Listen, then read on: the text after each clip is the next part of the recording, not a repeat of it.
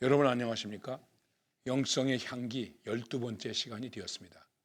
제가 10번 정도 말씀을 드리겠다고 그랬는데 12번째까지 말씀을 드리게 되었습니다. 제가 가지고 있는 좁은 식견을 가지고 또 좁은 신앙의 체험을 가지고 여러분들에게 얼마나 만족할 만한 말씀을 드렸는지 걱정이 됩니다. 많은 우리 신앙생활 속에 바른 그런 신앙적 삶을 살기 위한 그런 마음으로 이제 이 말씀을 드리게 되었습니다. 오늘은 어쨌든 여기에서 영성의 향기 마지막 12번째 강의를 드리도록 그렇게 하겠습니다. 오늘은 제가 여러분들에게 성경을 한 곳 소개하면서 이 말씀에 대한 결론을 내리고자 합니다. 그 말씀은 로마서 12장입니다. 여러분들도 다시 한번 로마서 12장을 통해서 이것이 우리의 영성에 있어서 어떤 가르침이 되고 그리고 우리에게 어떤 영성의 향기를 발할 수 있게 해주는가 하는 것을 계속 좀 이렇게 되물으시면서 또 다시 묵상하시면서 정말 영성이 있는 그런 삶을 사실 수 있길 바랍니다. 그리고 영성이다 혹은 영적이다라고 얘기를 할 때 어떤 특별한 것을 생각하는 사람들이 많이 있습니다. 지난 시간에도 말씀을 드렸습니다만 그래서 은사를 얘기하기도 합니다. 아닙니다. 영성은 은사가 물론 있지만은 어떤 특별한 삶의 형태를 이야기하는 것이 아니라 그리스도인이 일상적인 삶에서 어떤 삶을 사는 것인가. 특별히 하나님과의 관계를 바르게 하면서 이웃, 사람들과의 관계를 바르게 하면서 그 이웃은 사람만이 아니라 자연과의 관계를 잘 하면서 그리고 내가 나 자신과의 관계를 잘 하면서 살아갈 수 있을까?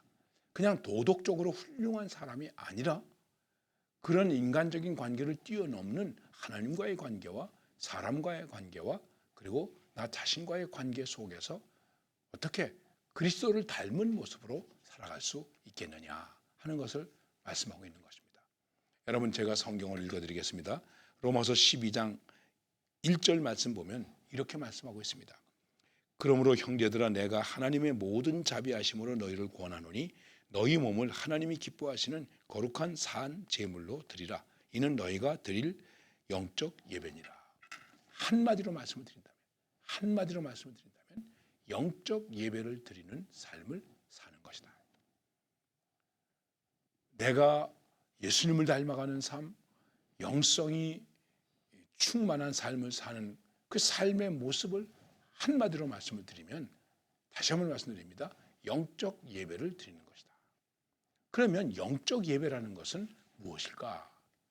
이렇게 말씀하고 있습니다. 성경에 있는 그대로 너희 몸을 하나님이 기뻐하시는 거룩한 산 제물로 드리라. 너희 몸을 다시 나에게로 가져오면 나의 몸을 하나님이 기뻐하시는 나의 몸이 하나님이 기뻐하시는 몸이 되어야 한다는 것입니다. 나의 몸이 사람을 기쁘게 하는 것이 아니고 나 자신을 기쁘게 하는 것이 아니고 하나님을 기쁘시게 하는 것이어야 한다. 이것이 우리 신앙이 가지고 있는 제일 목적 아니겠습니까? 우리의 신앙의 목적이 무엇입니까? 하나님께 영광을 드리고 영원토록 그 하나님을 즐거워하는 것입니다. 하나님을 기뻐하는 것입니다. 하나님을 기뻐하라. 성경의 말씀입니다. 여러분, 우리가 하나님을 얼마나 기뻐합니까? 내가 짜증난다고 하나님 기뻐하지 않죠. 기분 나쁘다고 하나님 기뻐하지 않죠. 내 뜻대로 되지 않았다고 하나님 기뻐하지 않죠. 이게 뭡니까? 어떻게 이럴 수 있습니까? 우린 이런 일들이 우리 속에서 얼마나 많습니까? 제가 여러분들에게 이렇게 말씀하고 있지만 저 자신도 그런 원망과 생각이 들 때가 있었습니다. 이거 없었다고 고백할 수 없습니다. 있었습니다. 과연 하나님이 기뻐하시는 어떻게? 거룩한 산 제물로 우리의 몸을 제물되게 하라는 것입니다. 제물은 구약적으로 이해하면 잘 이해하시지 않습니까? 제물은 제사상에 올리는 것입니다. 구약 성경에서는 하나님께 제사를 드리기 위해서 제물을 바쳤습니다. 그 제물은 어떤 제물이었습니까? 양이기도 했습니다. 또 비둘기기도 했습니다. 염소, 소, 송아지죠. 그 다음에 곡식도 드렸습니다. 가난한 사람은 곡식도 드렸습니다. 또 비둘기를 가지고 드리기도 했습니다. 제물이 되었습니다. 근데 제물의 조건이 뭘까요? 제물의 조건은 깨끗해야 됐습니다. 제물의 조건은 깨끗한 것입니다. 여러분, 우리가 예배를 드린다, 예배자가 되었다, 영적 예배를 드린다고 생각할 때 그 예배의 조건이 무엇일까요? 깨끗함입니다. 얼마나 깨끗하십니까? 생각이 깨끗합니까? 마음이 깨끗합니까? 행동이 깨끗합니까? 우리의 손이 혹시 더럽지 않습니까? 내가 하나님께 드리는 헌금이 깨끗합니까? 도둑질해서 11조 많이 드린다고 하나님이 기뻐하실까요? 아니죠. 그러니까는 제물의 특징은 깨끗한 것입니다. 이것을 거룩한 산 제물로 이렇게 말하고 있습니다. 옛날 성경에는 거룩한 산 제사로 드리라 이렇게 말씀하고 있습니다. 그런데 이 제물이 되었을 때의 제물은 깨끗해야 됩니다. 흠이 없고 점이 없고 쩔르기도 안 되고 얼르기도 안 되고 그랬습니다. 그런데 깨끗하기만 하면 됩니까? 아닙니다. 그 깨끗한 다음에 뭐가 있어야 되겠습니까? 희생이 있어야 됩니다. 제물은 희생되는 것입니다.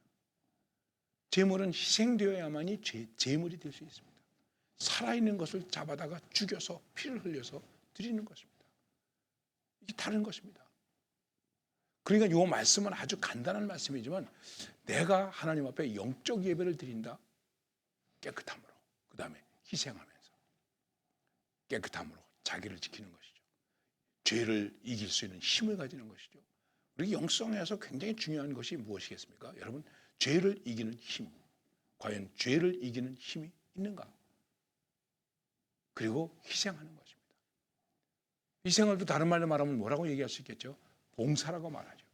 여러분, 예배를 영어에서 서비스라고 말합니다. 서비스는 희생해야 서비스가 되는 것입니다. 돈 받고 하는 서비스는 그 사실 진짜 서비스라고 말할 수 없습니다. 대가를 치르는 것이기 때문에. 여러분, 내가 대가 없이 희생합니까? 얼마나 희생합니까? 무엇을 희생합니까?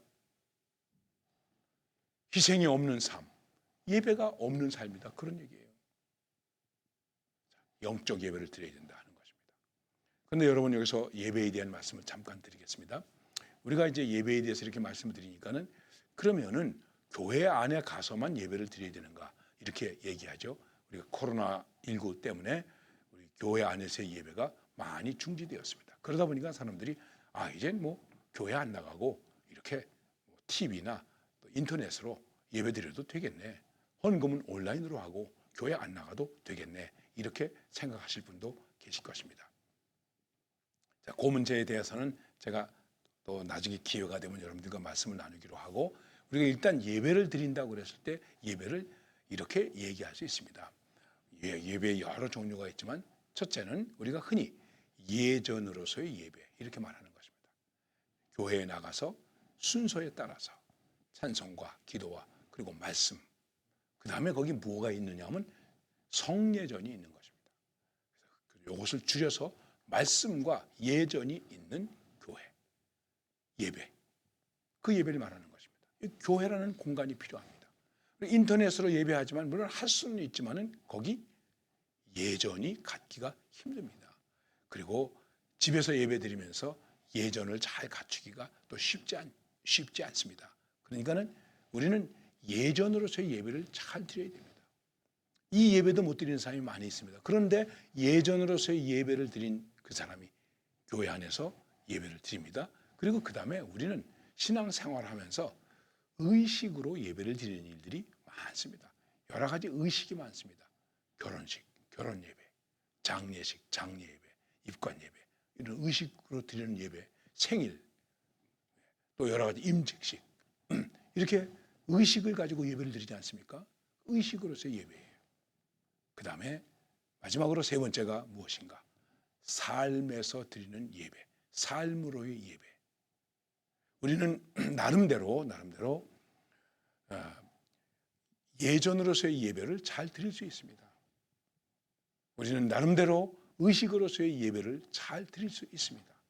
그런데 그 다음에 아까도 말씀드렸지만은 삶 속에서의 예배를 내가 어떻게 드리고 있는가? 그것입니다. 내가 삶 속에서의 예배를 어떻게 드리고 있는가? 어쨌든 우리는 예전으로서 예배를 드리든 의식으로서 예배를 드리든 내 삶 속에서 내 삶이 예배가 되게 해야 되는데, 그 삶이 예배가 되게 하려면은, 또 예전이 예배가 되게 하려면은, 진적으로 영적 예배가 되게 하려면 거룩한 제물이 되어야 한다. 거룩한 산 제물이 되어야 한다 하는 것입니다. 거룩한 산 제물이 되려면 어떻게 해야 되겠습니까? 오늘 바울은 이렇게 말합니다. 하나님의 모든 자비하심으로 너희를 구원하노니. 하나님의 자비하심으로 이것이 가능한 것이다. 지난번에도 잠깐 말씀드렸죠. 은혜의 깨달음으로 가능한 것이다.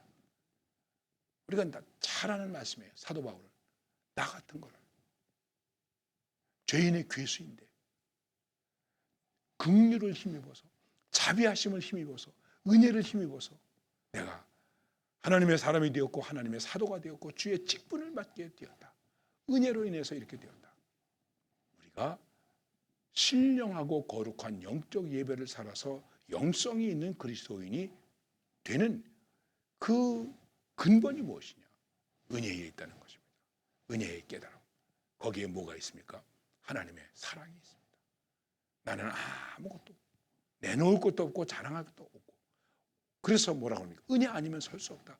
오직 은혜로 내가 나 된 것이다. 나의 나됨은 하나님의 은혜에 있다. 여기서부터 예배는 시작되는 것입니다.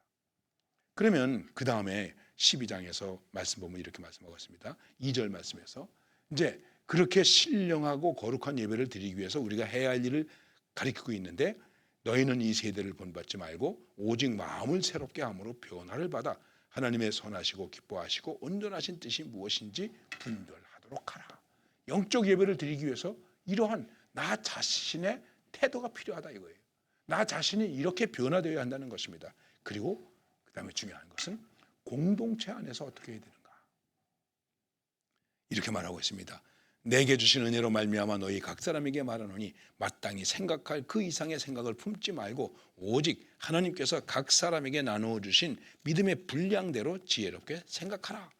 우리가 한 몸에 많은 지체를 가졌으나 하면서 공동체 속에서, 특별히 교회 공동체 속에서, 이게 교회만이겠습니까? 가정 공동체 속에서 우리가 어떻게 살아야 되는가. 그것이 영적 예배를 드리는 것입니다. 그리고 그 다음에 이렇게 말씀하고 있습니다. 이 사회 공동체 속에서 우리는 어떻게 해야 되는가? 그것은 박해하는 자를 축복하고, 또 즐거워하는 자들과 함께 즐거워하고, 우는 자들과 함께 울고, 아무에게도 악을 악으로 갚지 말고 모든 사람 앞에서 선한 일을 도모하라. 이렇게 말씀하고 있습니다. 제가 시간 관계상 자세히 설명을 못 드려서 미안합니다. 여러분이 성경을 다시 한번 읽어보시기를 바랍니다. 그래서 마지막 영적 예배를 드리는 그 마지막 결론이 무엇이냐면은 로마서 12장 21절입니다. 악에게 지지 말고 손으로 악을 이기라. 그러니까 네 원수가 두리거든 먹이라. 원수 갚으려고 하지 마라. 이렇게 말하는 것입니다. 악에게 지지 말고 손으로 악을 이기라. 여러분, 하나님께서 우리에게 주신 은혜의 손을 가지고, 말씀의 능력을 가지고, 기도의 능력을 가지고 우리는 어떻게 되겠습니까? 악에게 지지 말고 하나님이 내게 주신 믿음의 선을 가지고 오히려 그 악을 이길 수 있어야 된다. 십자가가 무엇입니까? 십자가는 악에게 지지 않은 것입니다. 오히려 그 악을 하나님의 손으로 갚았습니다. 하나님의 사랑으로 물리쳤습니다. 그래서 승리자가 된 것입니다. 예수님의 십자가야말로 가장 고귀하고 가장 가치 있는 영적 예배의 모델이다. 이렇게 말할 수 있는 것입니다. 과연 그런 영적 예배를 우리가 드리고 있는가? 그런 영적 예배를 드리기 위해서 우리는 기도해야 되고 몸부림쳐야 되고 애써야 되는 것입니다. 그것을 통해서 우리는 영성 있는 사람으로 영성의 향기를 바라면서, 그 영성의 향기가 바로 그리스도의 향기가 되어서 살아갈 수 있게 되는 것입니다. 이러한 영성의 사람으로 승리하실 수 있기를 간절히